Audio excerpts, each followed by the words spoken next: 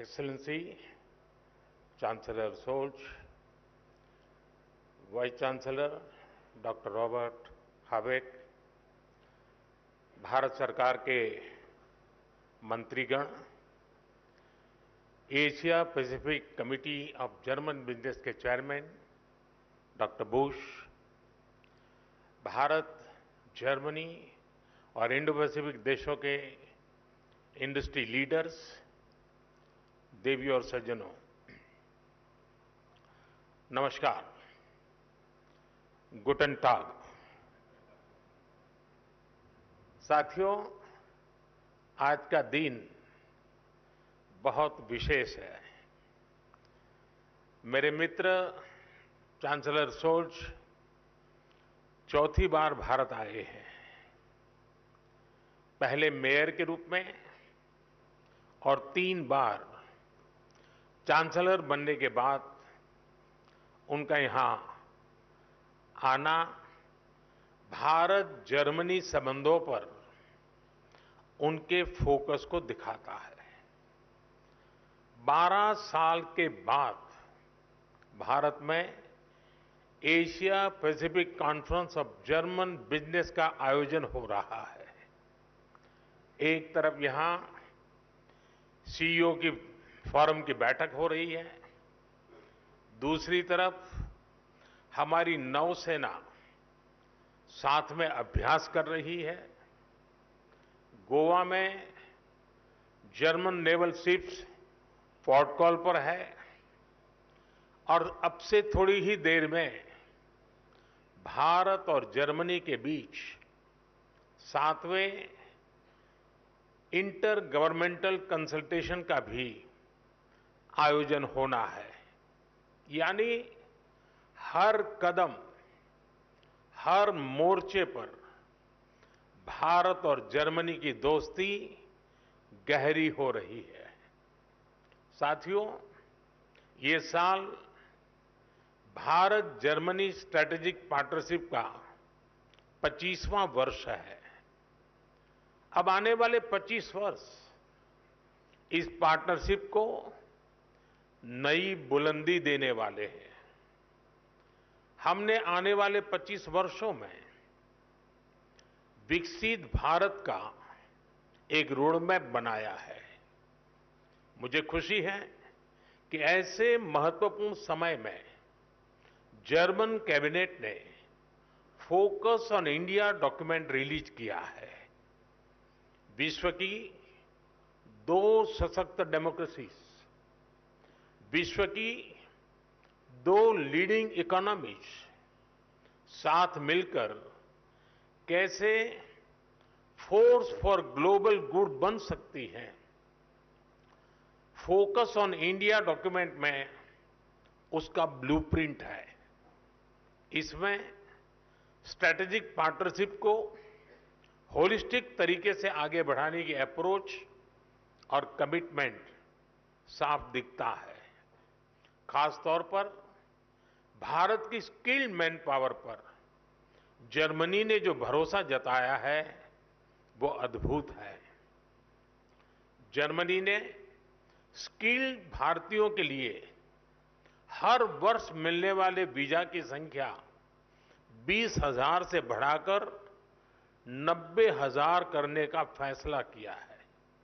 मुझे विश्वास है कि इससे जर्मनी की ग्रोथ को नई गति मिलेगी।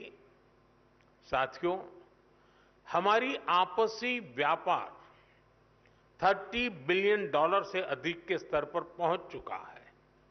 आज एक तरफ सैकड़ों जर्मन कंपनियां भारत में हैं, तो वहीं भारतीय कंपनियां भी तेजी से जर्मनी में अपनी प्रेजेंस बढ़ा रही हैं।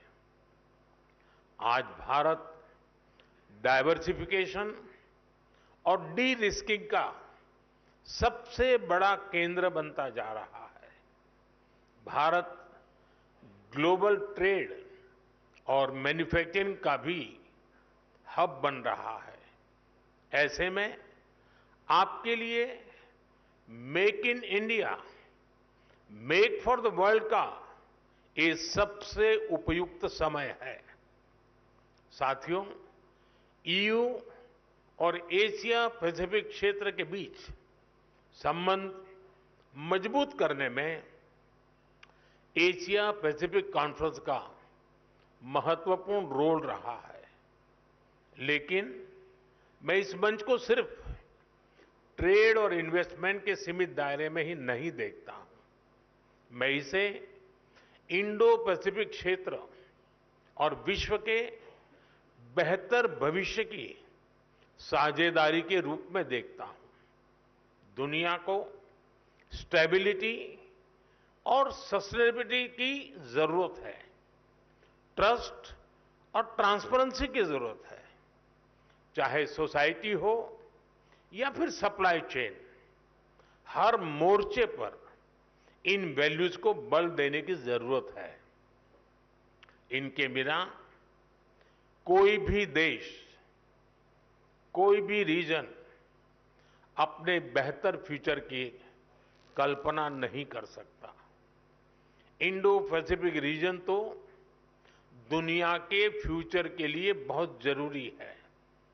ग्लोबल ग्रोथ हो, पॉपुलेशन हो, स्किल्स हो, इस रीजन का कंट्रीब्यूशन और पोटेंशियल दोनों बहुत व्यापक है। इसलिए इस कॉन्फ्रेंस का महत्व और भी बढ़ जाता है। फ्रेंड्स, भारत की जनता एक स्टेबल पॉलिटी और प्रिडिक्टेबल पॉलिसी इकोसिस्टम को बहुत महत्व देती है। यही वजह है कि 60 साल बाद एक सरकार को लगातार थर्ड टर्म मिला है। भारत की जनता का ये ट्रस्ट बीते एक दशक में रिफॉर्म, परफॉर्म, ट्रांसफॉर्म वाली गवर्नेंस के कारण मजबूत हुआ है। जब देश का सामान्य नागरिक ये सोच रहा है, तब आप जैसे बिजनेस के लिए, आप जैसे इन्वेस्टर्स के लिए भारत से बेहतर स्थान क्या हो सकता है। साथियों, आज भारत डेमोक्रेसी, डेमोग्राफी, डिमांड और डेटा, इसके 4 मजबूत पिलर्स पर खड़ा है। टैलेंट, टेक्नोलॉजी, इनोवेशन और इंफ्रास्ट्रक्चर भारत की ग्रोथ के टूल्स हैं। इन सभी को ड्राइव करने वाली एक और बड़ी ताकत आज भारत में है। ये ताकत है एस्पिरेशनल इंडिया, यानी एआई, आर्टिफिशियल इंटेलिजेंस और एआई एस्पिरेशनल इंडिया की डबल ताकत भारत के पास है। और एस्पिरेशनल इंडिया को हमारा यूथ ड्राइव कर रहा है। बीती सदी में डेवलपमेंट को मुख्यतः नेचुरल रिसोर्सेज ने गति दी थी। 21st सेंचुरी को ह्यूमन रिसोर्स और ह्यूमन इनोवेशंस गति देने वाले हैं। इसलिए भारत अपने यूथ की स्किल्स और टेक्नोलॉजी के डेमोक्रेटाइजेशन पर बहुत फोकस कर रहा है। साथियों, भारत भविष्य की दुनिया की जरूरतों के लिए आज काम कर रहा है। हमारा मिशन एआई हो, हमारा सेमीकंडक्टर मिशन हो, मिशन क्वांटम हो, मिशन ग्रीन हाइड्रोजन हो, स्पेस टेक्नोलॉजी से जुड़े मिशन हो, डिजिटल इंडिया का मिशन हो, इन सभी का लक्ष्य दुनिया के लिए बेहतरीन और विश्वसनीय समाधान देना है। आप सभी साथियों के लिए इन क्षेत्रों में इन्वेस्टमेंट्स और कोलैबोरेशंस की अनेक संभावनाएं हैं। साथियों, भारत हर इनोवेशन को एक शानदार प्लेटफॉर्म और बेहतरीन इंफ्रास्ट्रक्चर देने के लिए कमिटेड है। हमारा डिजिटल पब्लिक इंफ्रास्ट्रक्चर, नए स्टार्टअप्स और इंडस्ट्री 4.0 के लिए अनंत संभावनाओं के द्वार खोल रहा है। आज भारत अपने फिजिकल इंफ्रास्ट्रक्चर को पूरी तरह से ट्रांसफॉर्म करने में जुटा है। रेल, रोड, एयरपोर्ट और पोर्ट में रिकॉर्ड इन्वेस्टमेंट किया जा रहा है। इसमें जर्मन और इंडो पैसिफिक रीजन की कंपनियों के लिए अनेक संभावनाएं हैं। मुझे खुशी है कि रिन्यूएबल एनर्जी को लेकर भारत और जर्मनी मिलकर काम कर रहे हैं। पिछले महीने ही गुजरात में जर्मनी के साथ मिलकर चौथा global renewable energy investors meet आयोजित किया गया है। ग्लोबल लेवल पर रिन्यूएबल एनर्जी में निवेश के लिए भारत जर्मनी प्लेटफॉर्म भी लॉन्च किया गया है। मुझे उम्मीद है कि ग्रीन हाइड्रोजन इकोसिस्टम की जो संभावनाएं भारत ने बनाई है, उसका फायदा भी आप जरूर उठाएंगे।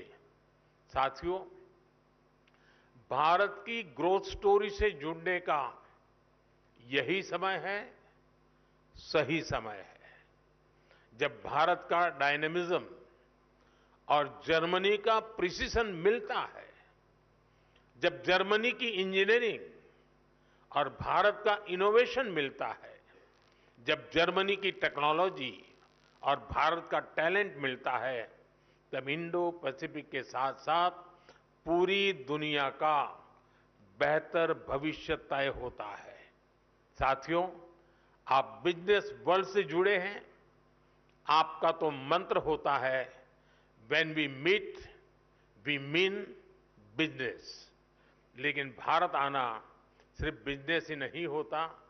भारत के कल्चर, कुजीन और शॉपिंग को आपने समय नहीं दिया तो आप बहुत कुछ मिस करेंगे। मैं आपको विश्वास दिलाता हूं, you will be happy and back home your family will be happier. ये कॉन्फ्रेंस और भारत में आपका स्टे दोनों मंगल हो, इसी कामना के साथ आप सभी का